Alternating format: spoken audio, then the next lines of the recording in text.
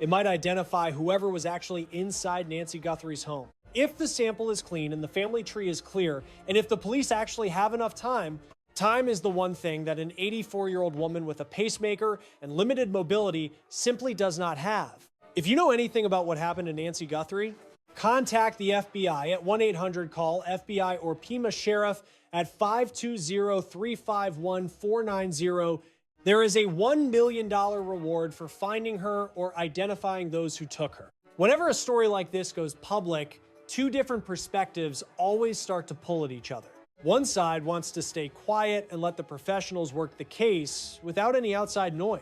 The other side knows that staying silent lets cases stall and get lost in the system. The best way to jumpstart a dead-end investigation is to get the public's eyes on the evidence. Fresh perspectives can break old assumptions, which is why we made this. It isn't for drama. We have no desire to cause more pain for the Guthries while they survive this hell. We produce this because Nancy deserves every single person looking for any piece of proof. That Uber video, often called useless, actually shows us something the police might have missed.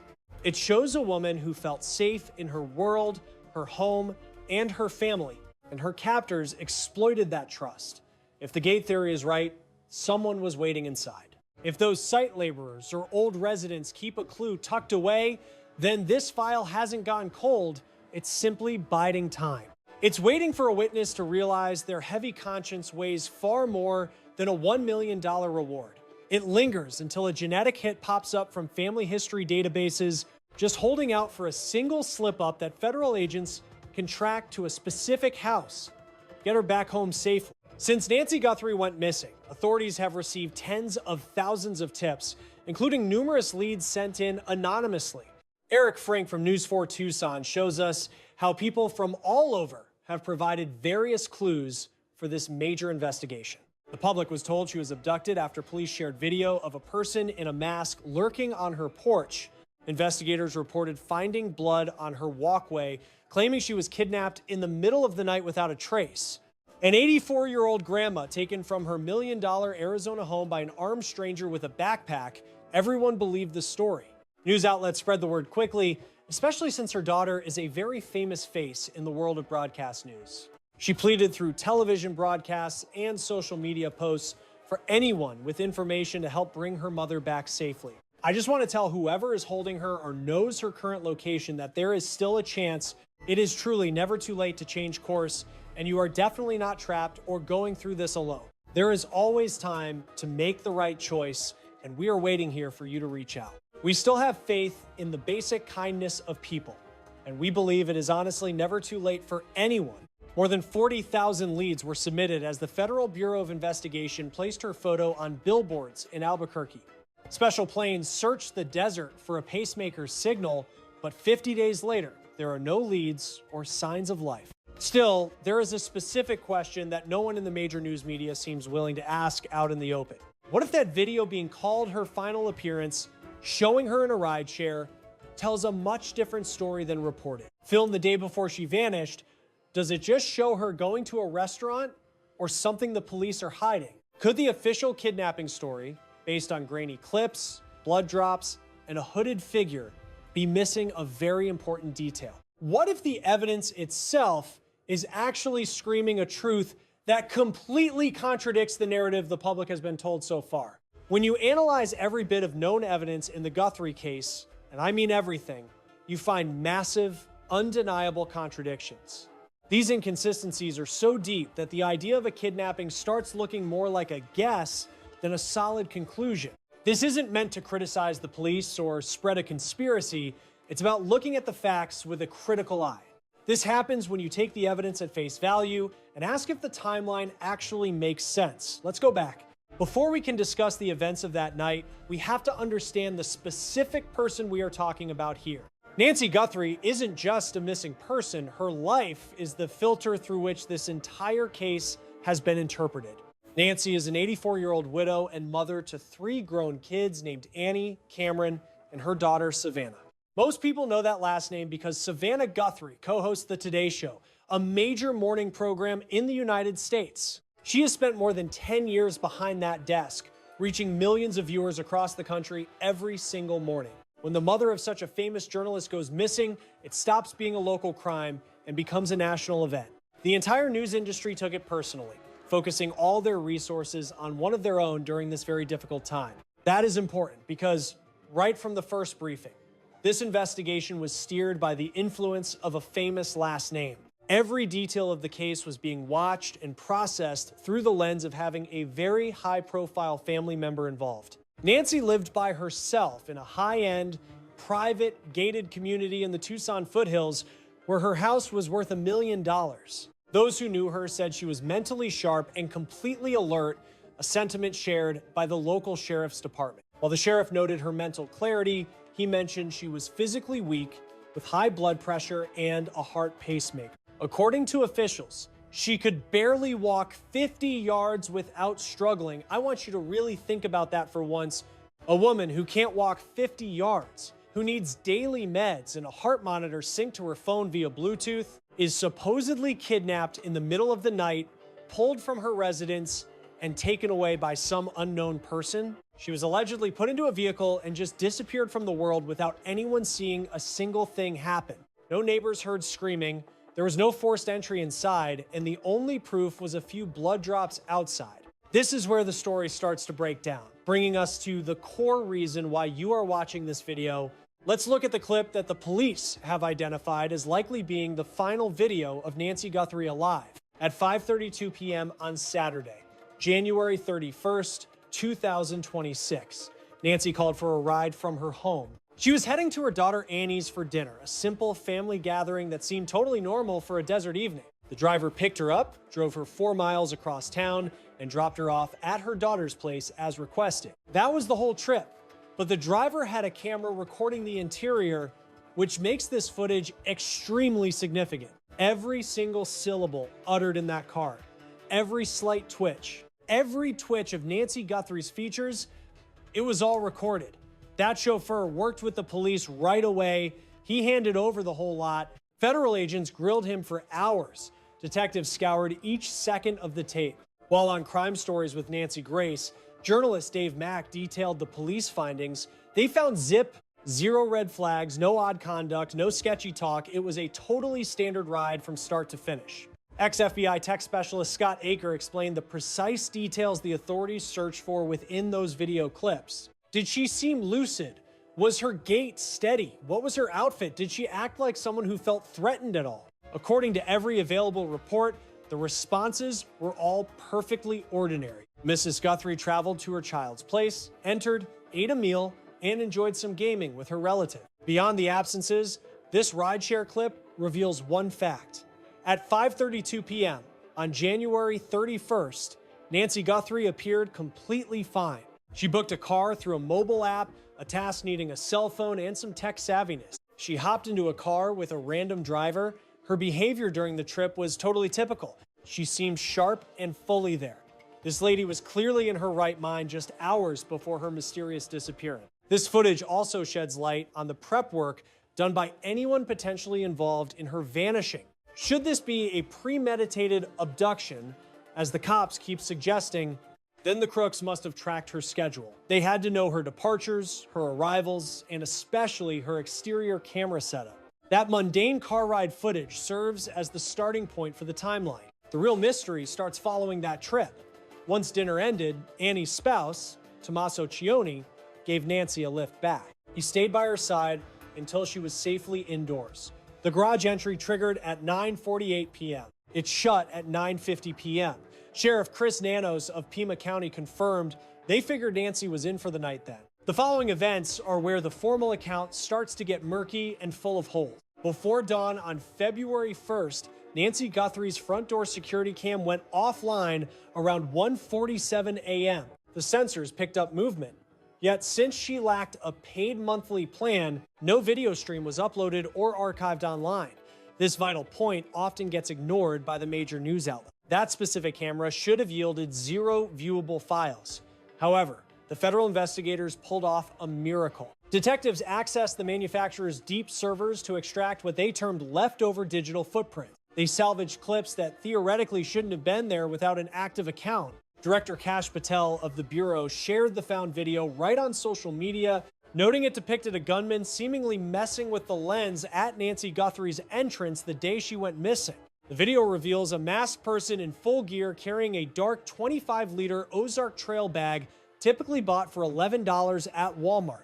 A sidearm pouch was visible, likely holding a handgun. This individual walks up, lifts a hand to the sensor, then plucks some scrub brush and covers the glass with the leaves. After that, the recording cuts out. 25 minutes following that blackout, a different sensor flagged a human presence, though no video exists for that moment. This specific time marker provides the most significant clue. A Bluetooth link connected Nancy Guthrie's heart regulator to her mobile device. The tracking software logged a total disconnect at 2:28 a.m. sharp on February 1st.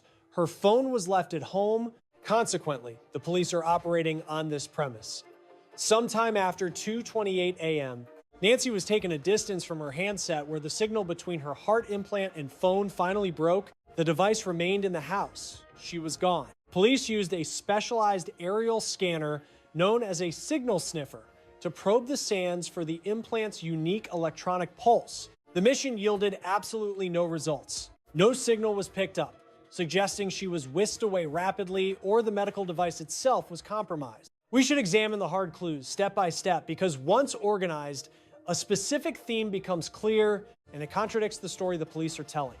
A string of red stains was discovered on Nancy Guthrie's entryway. Lab tests proved it was her DNA. Sheriff Nanos categorized the volume as very small. The official wouldn't say if those stains were there prior to her disappearance or if they appeared while she was being snatched. Faint red traces, a lady unable to trek 50 yards, supposedly hauled away by one or perhaps multiple unidentified individuals, a reinforced barrier blocking the entrance, which one local claimed was practically impossible for anyone to force open in a hurry. That biological evidence exists, yet a tiny amount doesn't always point to a struggle. It might suggest a stumble or health crisis. Perhaps an incident occurred right by the entrance either before or after Nancy stepped out of her own accord. Detectives located genetic evidence in Nancy Guthrie's residence that failed to link back to her relatives, frequent guests, or cleaning staff. Authorities called this mystery sample a mixture, implying it likely held biological data from multiple individuals, which makes extracting a distinct genetic profile a technical nightmare. Following several weeks of laboratory analysis, those samples taken from the house failed to trigger any hits within the federal crime registry. The department turned to a different resource, forensic genetic genealogy, which is the exact method utilized to catch the Golden State Killer many years later. Up until the moment we filmed this report, no positive identification has been confirmed. One dark glove was discovered roughly 2 miles from Nancy's place. Federal agents remarked that it looked identical to the pair seen on the individual in that porch camera video. Forensic screening performed on this item revealed biological traces belonging to an unidentified man. Once uploaded to the federal system, nothing came up. But here is the strange part. At the start of the probe, another glove found near the house was linked to a neighborhood diner employee who was completely unrelated to the crime. It was merely trashed, discarded, and ignored right by the search zone. In all, 16 pairs of hand coverings were gathered from the immediate nearby vicinity. The majority belonged to people on the rescue crews. The single critical piece of evidence, carrying that mystery male profile, has yet to lead to any charges. Federal experts reviewing the clip determined the perpetrator carried a dark 25-liter Ozark trail bag, a specific item found only at Walmart for about $11. The disguise and the rest of the outfit were likely bought at that same retail giant as well. This either shows a deliberate attempt to buy cheap gear without being tracked, or it is a distraction meant to frame a blue-collar worker who typically buys their equipment there. Someone online pointed out a detail that the police haven't actually ruled out just yet. These specific work gloves are used everywhere by folks in the trades, like masons, builders, and guys looking for daily labor jobs. That theory aligns perfectly with the actions taken by federal investigators in the time leading right up to the release of this current report. Just before this segment aired, over 7 weeks since Nancy vanished, federal agents were spotted back in the residential area where she lived. They weren't there to serve a warrant or put someone in handcuffs. They canvassed the street, posing specific questions to residents. Reporter Brian Enton from News Nation, who has provided the most extensive local coverage of this story, was the first to reveal these specifics. The feds wanted to know if any residents had relocated from the block right before Nancy went missing. They focused on a particular home currently being renovated nearby. They were looking for a list of identities. They wanted every builder, team member, and worker who had been on that site. Ex-agent Steve Moore weighed in with his professional opinion on these events. The Bureau is going back to basics. How they view the nature of this offense is crucial. Throughout this ordeal, the primary assumption was that this was a planned abduction. To single out a victim, however, you must first cross paths with them at some point.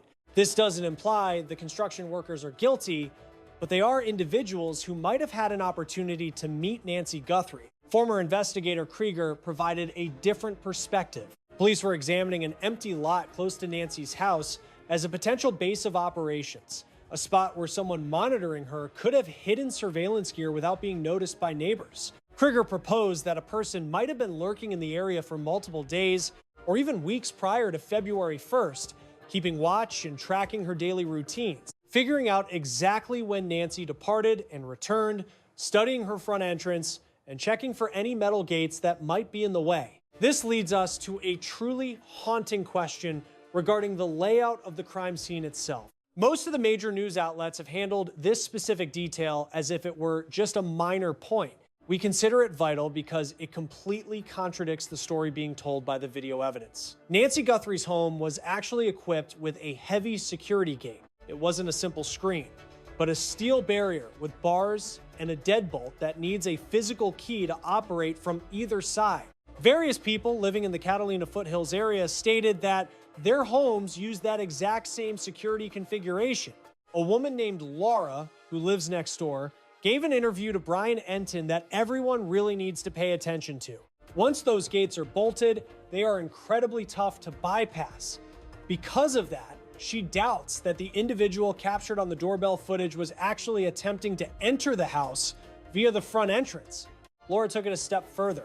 I've always been dead certain there were at least 2, maybe even 3 people involved. After reviewing the doorbell video, she concluded the masked figure wasn't the one calling the shots. He was just the muscle outside. He stood there at the front entrance, just waiting for someone already in the house to let him in. He was peering inside, trying to see exactly what was going down. Laura told Enton she thought he was just hanging around for someone to walk out. That's why I've always been convinced this was a multi-person job. Think about that for a second. If that security gate was bolted, and it likely was, since Nancy's routine was to lock both doors the moment she got home, then there's no way the guy on the porch entered through the front. That implies the primary entry point was somewhere else entirely. A back door, a side window, or more chillingly, someone who was already hiding inside before the masked man ever appeared on camera. Former FBI agent Steve Moore challenged this idea, noting that if an intruder could sneak in without being filmed, they could leave the same way. He dismissed the whole security gate theory as total nonsense. But Moore's logic doesn't solve the fundamental issue. If the person at the door didn't break in, then the public footage is only showing us a minor player, the lookout or the getaway driver, rather than the person who actually cornered Nancy. Retired Detective Krieger stated on the record that he suspects 2 to 4 people planned the operation. An FBI pro even hinted at organized crime, mentioning a specific South American theft ring that targets high-end homes all over the country. Sheriff Nanos told NBC he's confident about the motive but won't share it to avoid compromising the case. He knows the reason, he's just staying quiet. That's a massive detail. Now, I want to be very precise here, because the title of this video makes a pretty bold claim that needs context. When we say Nancy Guthrie wasn't actually kidnapped, we aren't suggesting she just walked out and went to live on a beach. We're really questioning the standard narrative of what a kidnapping looks like. You know, the idea of some stranger kicking in the front door, grabbing an elderly woman, and dragging her away into the night. Here's what the facts actually point to when you ignore the way the media framed the story. First, that security gate makes a forced front door entry nearly impossible. Someone had to find another way in. Second, her pacemaker cut out at 2:28 a.m., not 1:47 a.m. when the camera died. That's a 41-minute gap. Detectives were completely baffled by those missing 41 minutes. What happened in that time frame? Where was Nancy? Was she still inside? Was she already gone? Was she even breathing? Third, her phone was left right there. That fits the profile of a kidnapping where captors want to cut off all ties, but it also fits a scenario where Nancy never made a call because she couldn't, wouldn't, or was knocked out before reaching it. Fourth, the blood on the porch was minimal. For a woman with mobility issues being physically moved, the scene was incredibly clean. It doesn't look like a violent struggle that spilled out onto the lawn. Fifth, the Uber footage. Her last normal moments show zero signs of distress or planning. Nothing in her behavior suggests she felt any danger. She had dinner. She came home and locked up. Now, here is the question the title is really getting at. What if what happened to Nancy wasn't a typical kidnapping, but something far more surgical and intentional carried out by people who knew her house, her routine, and exactly where she was vulnerable, along with her physical limits, in a way a random criminal never could? What if the term kidnapping, with its image of random luck and chaos, is actually hiding the truth by making this seem less professional than it really was? Because everything the neighborhood casing, the untraceable gear from Walmart, the targeted hit on the specific doorbell camera, the 41 missing minutes, the mystery DNA, and the locked gate that required an inside player, all of it suggests a calculated hit, not a random crime. And high-level operations involving inside information are, by their very nature, not random abduction. They represent something much more difficult to say out loud. Within 24 hours of her being reported missing, ransom notes arrived at Tucson TV stations. 2 notes, 2 separate deadlines. February 5th, then February 9th, a man in Southern California was eventually busted on federal charges. He'd been sending fake ransom texts trying to profit from the tragedy. He wasn't involved in the crime. But there were other notes the cops acknowledged, but never fully confirmed or denied. The family answered at least one, posting a video saying, "We got your message and we understand. Please, just give our mom back. This is everything to us and we are willing to pay." That one sentence sent a chill down everyone's spine. We've got your note and we hear you loud. It wasn't just some random tip or a vague report. That wording points to a genuine exchange, a legitimate dialogue, no matter how shaky it is. As time passed, Savannah Guthrie ramped up her pleas. "We're reaching a point of total crisis," she declared as the payment deadline approached. Eventually, she admitted her mother might be gone. While hiking the reward to $1 million, the FBI added $100,000 more. Puma County threw in $200,000. In total, over $1 million is on the table for any solid information. Up to this moment, nobody has come forward to claim that money. Ex-agent Harry Trombus mentioned that the ransom motive seems increasingly unlikely as the days drag on and the investigation continues. Had cash been the goal, the kidnappers had many chances to collect, yet they passed on every single one of them. If money wasn't the motive, then what was? Sheriff Nana says he's got a pretty good handle on why it happened. He stated that this kidnapping was no accident. He's also cautioned everyone that these criminals might choose to strike another victim. Just because a high-profile family was hit doesn't mean the average person is out of harm's way or safe. That alert is terrifying, not for its flair, but for its precision. You wouldn't caution against copycats if you thought it was personal. You issue a warning when you suspect an organized crew is at work, and Nancy Guthrie wasn't their sole objective or target. Let's be real about the status. Over 50 days have gone by since Nancy Guthrie disappeared from her home in Tucson. The local sheriff's office and the FBI have sifted through 40,000 to 50,000 leads provided by the general public. Scores of officers have been on this beat, ground crews have scoured the brush, planes and drones have patrolled the skies. Genetic samples were analyzed and checked, yet yielded nothing.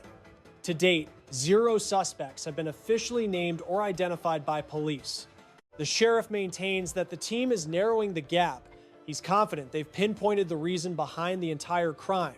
He mentioned that the combined biological evidence found indoors might eventually pay off through a family tree or genealogical search. However, the distance between getting warm and making an actual bust is the void her relatives inhabit every single day. The local sheriff's office just shared news about a major shift in how they're distributing their personnel and assets.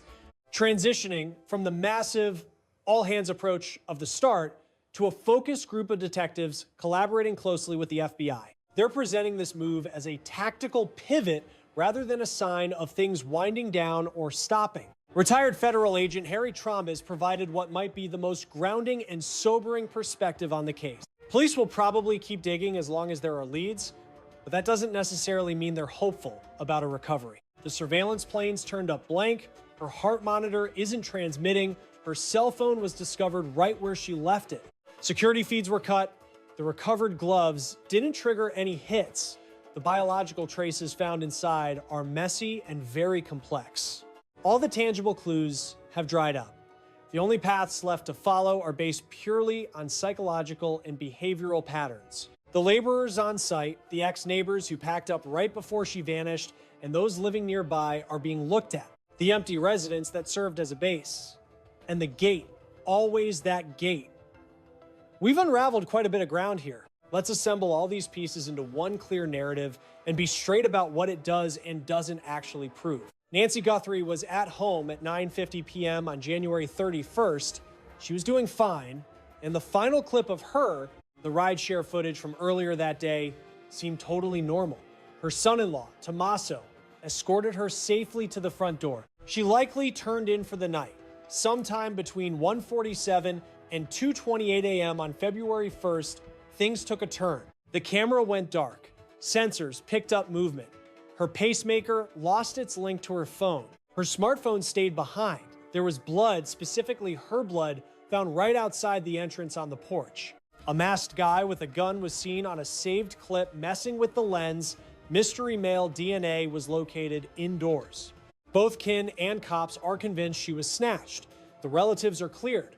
But how did anyone get in past that gate? What went down in those 41 minutes from when the feed cut until the heart monitor stopped working, if the hooded figure outside was the lead guy or just an accomplice, to whom that unidentified genetic signature belongs? The question remains why no payout has happened despite a $1 million offer and the family's eagerness to trade for her location. This wasn't a haphazard act. The execution, the timing, knowing the blind spots, the gear, and the prior casing screams preparation, meticulous targeting, being intimately familiar with Nancy's daily habits, her alarms, and where she was most vulnerable. This wasn't a one-man job. Getting past that gate alone makes that theory impossible. Several crime experts and former federal agents, along with a neighbor with the same security rig, suspect that 2, maybe even 3 or 4 people were involved.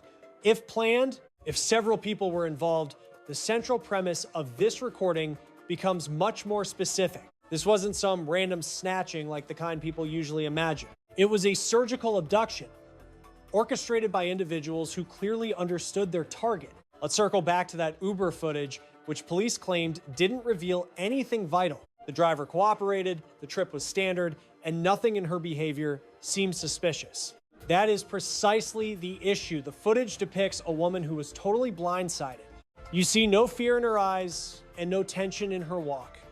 She just had dinner with her kids. She was likely laughing and playing games before her son-in-law dropped her off. She never suspected a plot was brewing or that a group had been stalking her block, charting her every move and finding the weak points in her home security, buying untraceable supplies at Walmart, and perhaps lying in wait at a nearby empty house. That Uber clip shows Nancy Guthrie on the very last typical day of her life, proving she was ripped away from absolute safety. Whatever happened was forced upon her without her knowing a thing or playing any part. That is the most painful revelation here. No clues, no leads, and no answers in her expression. It shows she was just a normal person until the moment she wasn't. And now 50 days have passed. The electronic sweep failed, her heart monitor is dark, and the wilderness is staying silent. Former federal agent Scott Aker noted very early on in this search, the clock is running out because this victim is uniquely fragile given her age and health problems. The trauma of being held against your will is massive for anyone, but especially for a senior. Savannah Guthrie had to do something no child should ever do by speaking to the press, admitting her mother might be gone while hoping for a miracle. The sheriff says they're still searching for a survivor. The homicide team assigned to this case is still chasing down every possible tip daily. It is likely that Nancy is hidden somewhere that standard search parties simply cannot reach. Local searches turned up nothing. She has either been taken way out of Tucson or she is being hidden somewhere, shielded from electronic detection. It is also quite clear that whoever took her knew exactly how to pull it off. They scouted that entire neighborhood. They understood the cameras and knew exactly when to strike and how much time they had. They only left behind what they intended to, leaving that DNA evidence as the only real hope. DNA genealogy has cracked cases that were cold for decades, like catching that serial killer 40 years later. The gear, a Walmart backpack worth $11, untraceable work gloves, a mask, was either chosen deliberately to avoid tracking or designed to look like equipment a day laborer would naturally carry in a neighborhood full of active construction sites. 7 weeks in, the FBI returned to canvass the neighborhood again, this time asking specifically about construction workers, residents who had recently moved out, and anyone connected to a vacant property near Nancy's house. The ransom notes went to TV stations, not the family. No proof of life was ever provided. The family responded to at least one message saying they had received it and were willing to pay. Money never changed hands. Sheriff Nanos warned the public not to assume they were safe just because a high-profile family was the target. That warning only makes sense if the motive was not personal to the Guthries and the people behind it might strike again. The Uber footage from 5:32 p.m. that day shows a woman who felt completely safe, no fear, no tension. She had just had dinner with her kids. She had no idea what had been planned around her daily routine for weeks. The word kidnapping implies chaos and chance. What the evidence in this case describes is the opposite: surveillance, preparation, inside access, and a target who never saw it coming. A forced entry crime leaves damage. This scene left almost none.